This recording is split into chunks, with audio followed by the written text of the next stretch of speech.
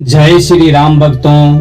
आज गरुड़ पुराण का अगला भाग हम लेके आए हैं। 13वें नंबर का अगला भाग हम लेके आए हैं और उसमें गरुड़ जी जो है रुद्र जी ब्रह्मा जी से कहते हैं कि मैं तो सर्वफलदायक हूं, सर्वव्यापी हूं और सर्वरूप सभी प्राणियों के हृदय में अवतरित परमात्मा तथा सर्वेश्वर उन भगवान विष्णु का ध्यान करता हूं। हे पितामह,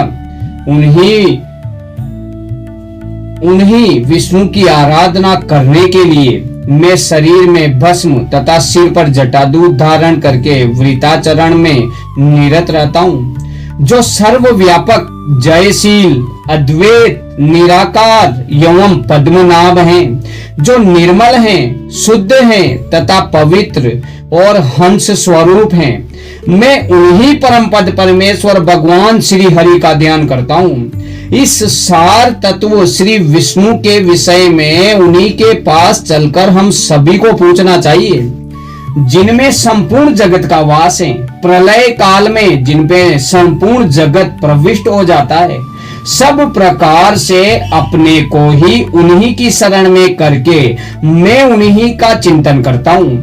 जिन सर्वभूतेश्वर में सत्वगुण, रजोगुण एवं तमोगुण एक सूत्र में अवगुंफित मणियों के समान विद्यमान रहते हैं, जो हजार नेत्र, हजार चरण, हजारों जंगा और श्रेष्ठ मुख से युक्त हैं, जो सूक्ष्म से सूक्ष्म और स्थूल से स्थूल और गुरु से गुरुतम और पूज्यों से पूज्यतम तथा श्रेष्ठों में भी श्रेष्ठतम हैं, जो सत्यों के परम सत्य और सत्य कर्मा कहे गए हैं, जो पुराणों में पुराण पुरुष और द्विजातियों में ब्राह्मण हैं, जो प्रलय काल में संकर्षण कहलाते हैं। मैं उन्हीं परम उपास्य की उपासना करता हूँ, जिन सत असत से परे हैं।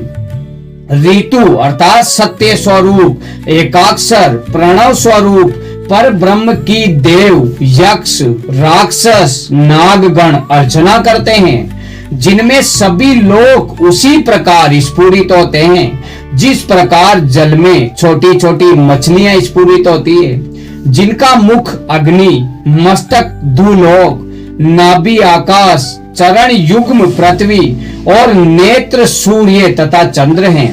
ऐसे उन विष्णु देव का मैं ध्यान करता हूँ, जिनके उदर में स्वर्ग, मत्स्य एवं पाताल ये तीनों विद्यमान हैं। समस्त दिशाएं जिनकी भुजाएं हैं, पवन जिनका उच्छ्वास है, मेघ मालाओं का समूह जिनका केश पुंज है, नदियां ही जिनके सभी अंगों की संधियां हैं और चारों समुद्र जिनकी कुक्षी हैं, जो कालातीत हैं, यज्ञ एवं सत असत से परे हैं, जो जगत के आदि कारण तथा स्वयं अनादि हैं।